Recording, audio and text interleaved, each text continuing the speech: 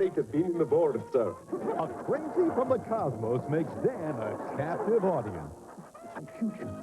I'll resurrect you with a couple of paper clips and a candle. Go where no Dan has ever gone before. That's crazy. On the next Night Court. Night Court, Monday at 7:30 on WITN 7. From Eastern Carolina's news channel, this is a WITN 7 news break. Good evening. Coming up next on WITN 7 News, some Onslow County residents say they are afraid of stray bullets from a nearby shooting range, and they're asking county commissioners to do something about it. We'll have details. And Kinston fire officials say they've caught someone stealing critical fire equipment and money. We'll have the story. In sports, an update on the Rusty Wallet crash. Plus, we'll take you back in time in tonight's Made in Carolina report, all coming up. For transcripts, please send $5 to Geraldo Transcripts, care of Burrell's, P.O. Box 7, Livingston, New Jersey, 07039. Or call 1-800-777-TEXT. Promotional fees have been provided by... Look, I'm eating corn on the cob, thanks to Super Poly Grip in the easy-to-use pump. Hold your dentures ultra tight with Super Poly Grip. The Remington microscreen shaves as close as a blade or your money back. And ladies, for close shaves in or out of the shower, the Lady Remington Wet Dry. I want to mention the book again, Dr. Marlon Potash. She's the best-selling author of Cold Feet, Why Men Don't Commit. Her new book, Hidden Agendas, what's really going on in your relationships, love, work, family.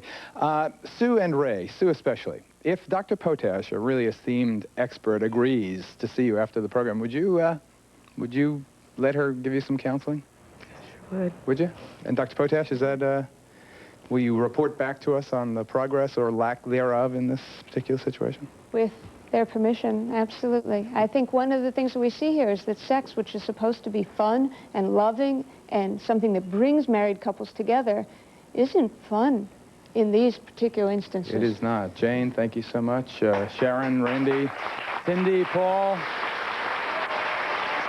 Ray and Sue, thank you for being with us and sharing your intimate stories. And thank you folks at home for watching. We'll see you next time. Bye-bye.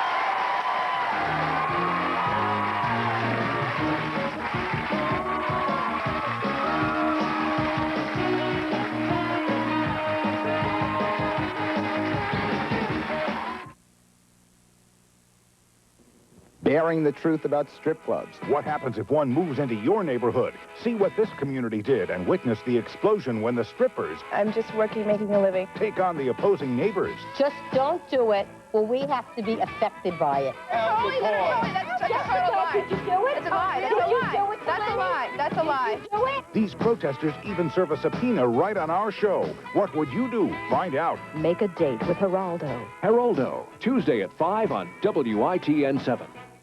WITN 7 Storm Team weather forecasts can be found throughout the day on your radio dial. Listen to 93.3 WDLX-FM. From Eastern Carolina's news channel, this is WITN 7 News.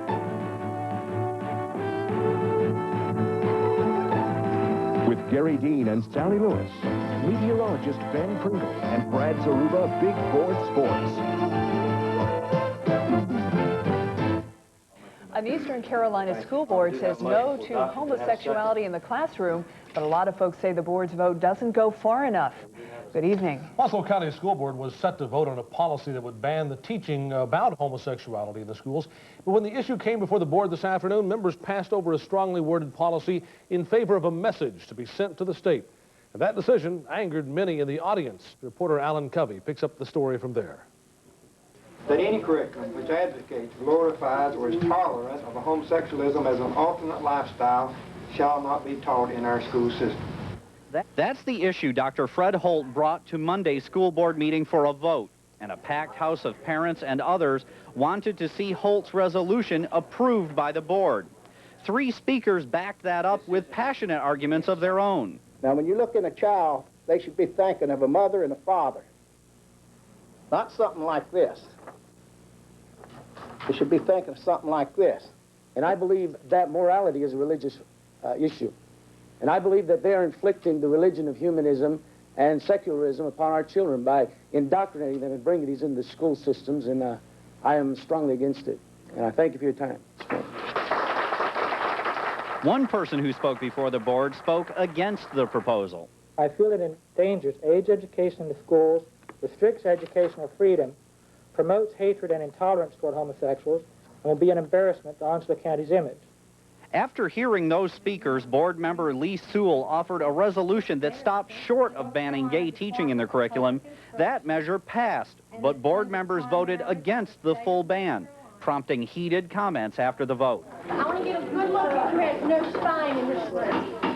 This is very important to the local community here, and it is not over by any means. When and if the fight comes, we have already stood up for our convictions in this county, and we can go from there. That's all we ask. And you don't feel that's been done? No, I do not.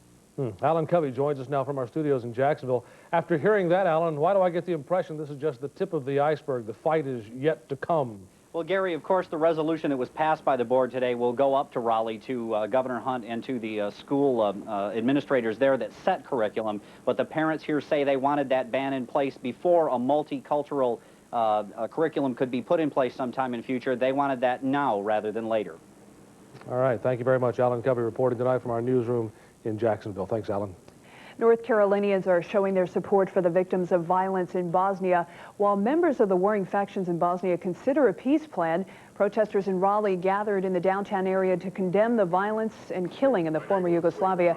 They say they're rallying to increase the public's awareness of innocent civilians being killed in the ethnic war. And the group says it's encouraged by the recent peace proposal to end the bloodshed. Many of the U.S. troops likely to be the first to get the call to action could be from Camp Lejeune. Several thousand Marines from local bases are standing by in the Mediterranean and in the Adriatic off the coast. People in the Marines' hometown have mixed reaction to the possible use of local troops there. I'm not really sure if it's needed or not. Right now, we've got so many things that's happening over here. We need to focus on what's going on in the United States. I figure out that the Marines, they do the best they can in any possibilities. They got the force to back it up. So I back up the Marines 100%. I don't like it because I have 6 children and my husband's a grunt and he's front line. And you think it would be the wrong move? Yes. In the meantime, President Clinton says he's talking with U.S. allies by phone from the White House concerning what to do in Bosnia. Area Marines are on their way to the Caribbean tonight, all part of a training exercise called Ocean Venture 93. More than 3,600 Marines and sailors from Camp Lejeune and New River Air Station are all part of the 20,000-plus servicemen and women involved in the training. It's designed to test the military's rapid response to a threat close to home with little or no advance warning. That exercise wraps up with realistic war games in Puerto Rico. In another branch of our protective forces, the new commander of the North Carolina National Guard says he will fight further cuts in the 12,000-member force. Rudy Rudisill of Charlotte was sworn into office last week. He says that his priorities include seeking new missions for the part-time citizen soldiers that will help towns across the state. And he says he wants to keep guard duty attractive in order to recruit good men and good women. People who live in one Onslow County neighborhood say a nearby shooting range is making them afraid to leave their homes. Members of the Kellum community say bullets have traveled nearly a mile from the Sportsman's Lodge shooting range, and some have come close to being hit. As Kimberly Burt reports, now those people are asking the County Board of Commissioners to take aim at the shooting range. On the agenda. Anna Justice says she was driving into the Onslow County trailer park where she lives when her car was struck by a bullet. A bullet, she says, came from the direction of a nearby shooting range. It was scary. They told me I was going 1 second faster. It hit me in the stomach. You know, I'd have probably wrecked. My baby's in the car, and it's just scary like that all the time. Since the Sportsman's Lodge shooting range opened more than 3 years ago, residents have reported problems with stray bullets. 2 weeks ago, for example, Steve McAleer was clearing brush near his house nearly 3/4 of a mile from the range. I thought it was a, bee or something like that, and I maneuvered my head around, and next thing I knew, I heard something hit a tree, and then I heard it go by my head, and then I heard it impact on the tree across the street. Onslow County ordinances make it illegal to fire a weapon within 500 feet of a dwelling, but officials say Sportsman's Lodge is far enough away from houses to keep it in compliance with that ordinance. But tonight, residents are asking the Board of Commissioners to take some action to protect them from stray bullets.